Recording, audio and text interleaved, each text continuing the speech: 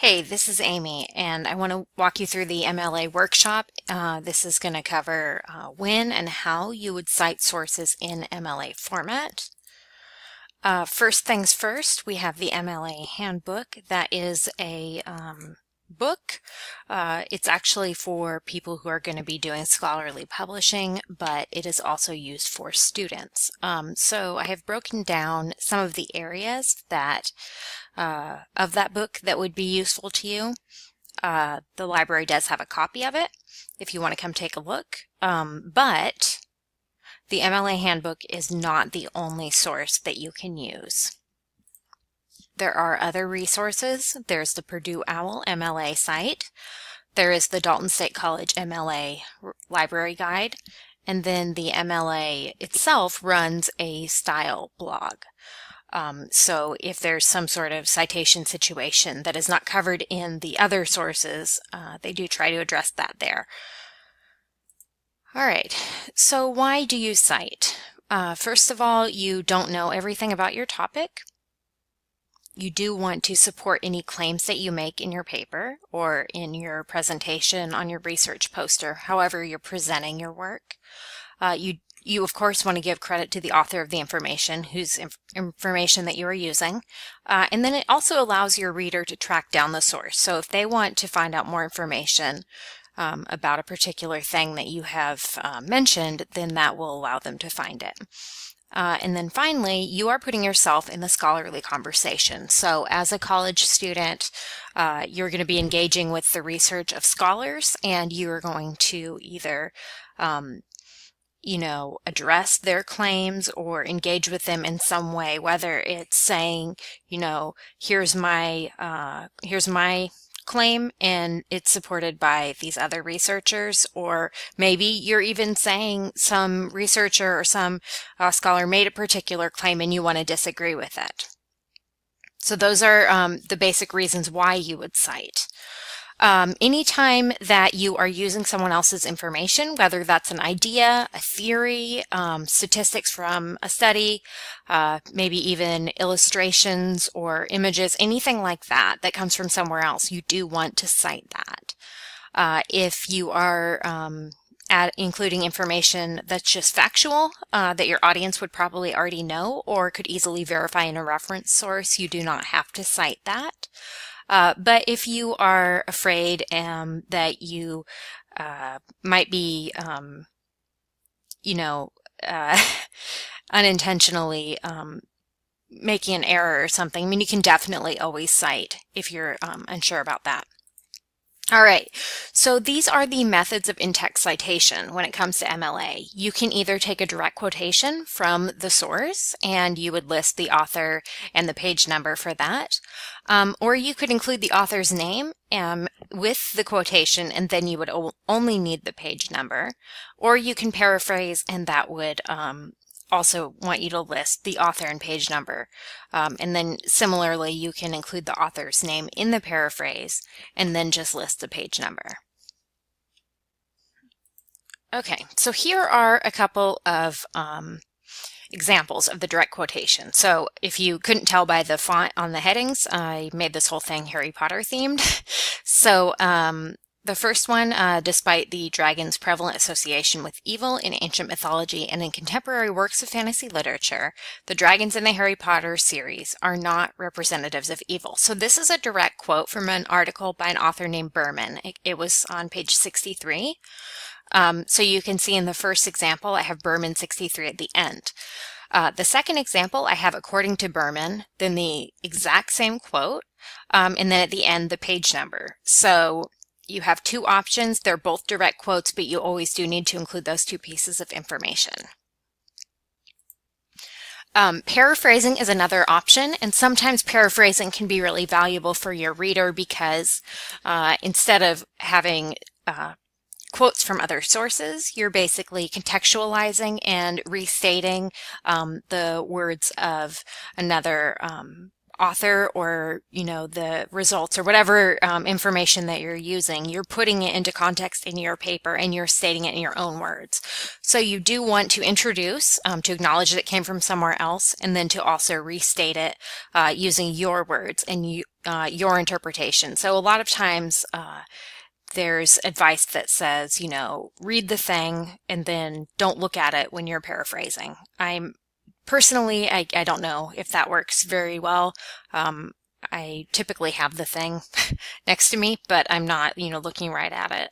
So anyway, but yeah, don't follow the author's sentence structure or sequence of ideas. So don't just change a couple things. That's not paraphrasing, really. That's just doing a bad job of paraphrasing. And yeah, do cite with parentheses. So we'll look at some examples. This first example, I took that same quote, but I just kind of made it more succinct. So although traditionally associated with evil, dragons in the Harry Potter series do not have this same association. And then I have the author and page number. Then I've included the author's name in this paraphrase according to Berman. Although traditionally associated with evil, dragons in the Harry Potter series do not have the same association. So anyway, there are two common questions that come up. I have seen this quite a bit. What if you're citing the same source multiple times in one paragraph? A lot of times people think it's okay to just put a citation at the end of the paragraph. That is not good enough. So if you do that, you're basically indicating that all the paragraph except for the last sentence is your own information. Of course, if you had gotten all those sentences from another source, then it looks like you're plagiarizing. And that may be unintentional, but you do want to cover all your bases and make sure you're doing it correctly. So even though it seems repetitive, do cite after each sentence where you're using information from somewhere else. And then what if you're citing information that you got from two sources? So if there are two studies that found similar results, or if two critics made a similar claim, and when it says two here, I mean, obviously that could be more. That could be like 5 or 7 or 100. I mean, that would be a lot, but it doesn't have to just be 2 is what I'm saying. But basically what you would do is just in the parenthetical citation at the end, you would just list the author and page number for all of them. And then just any of them that there's multiple, you would separate with a semicolon. So shown in this sentence here. So we have a quiz, which would you need to cite? So when the series begins, so this is A, when the series begins, Harry is living with the Dursley family, which includes his Aunt Petunia, Uncle Vernon, and cousin Dudley. Okay, so that's A. And then B, while some of the mothers in the series engage in violent acts, these are motivated by self-defense and in defense of their families. So you would actually need to cite B. A is just a fact about the story, even if, your reader had not read the books, they would, be able to see that as soon as they looked at the Harry Potter and the Sorcerer's Stone, as soon as they started reading it. So that's just a fact about the story. B, a claim made by a particular scholar. Your reader may want to find out more about it. So in your paper, you would cite it in text with that parenthetical citation that we talked about.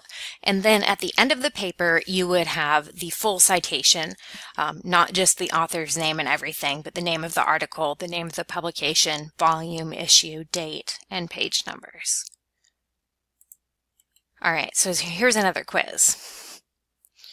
In J.K. Rowling's Harry Potter series, Hermione Granger's skills as a librarian and researcher lead to the defeat of Lord Voldemort. Or B, the Harry Potter series includes 7 books published between 1997 and 2007. So you would need to go ahead and cite A. Let me go back to the previous slide. You can see those quotation marks around there. Okay, so you would need to cite A. Even if I had rephrased it, that's a specific claim and you should be giving attribution to the author. B, just something that is a fact about the series, so you wouldn't really need to cite that. And here's how it would look, both in text and then on the works cited page. All right, so as you go through the paper and you're citing information that you got from other sources, you do the author page number, and then at the end of the paper, you're going to cite everything that you use in the body of the paper. And And that's the difference between using just the author page number in the paper and then all the information at the end. This is all going to be on a page called Works Cited, and the whole page is double-spaced. Citations are listed alphabetically. You don't indent the first line, but you do indent the following lines, and that is called a hanging indent. And this is what that would look like. And then this is the final final slide. I just kind of added it on, and I love this horrible picture of Ron. It's very amateur art, but it's so bad it's good. I love it. All right, what about citation generators? There are lots of citation generators out there. It's totally fine to use them, okay? It's fine to use them. However, you do want to be at least comfortable enough or familiar enough with MLA that you can go back and proofread, because automatically generated citations will frequently contain errors, and that's just based on, you know, the algorithm that builds the citations, or it could be whatever the input is. If bad information is put in or a typo is accidentally included, then it's going to show up in the final product. So anyway, you can definitely use citation generators. You have the ability to type out your citations manually, but if you're not comfortable with that, a citation generator can be a good start and can save you from having to do so much typing. So anyway, that's the end of this presentation. I hope that it was helpful, and please get in touch with a librarian if you have questions or need any additional help.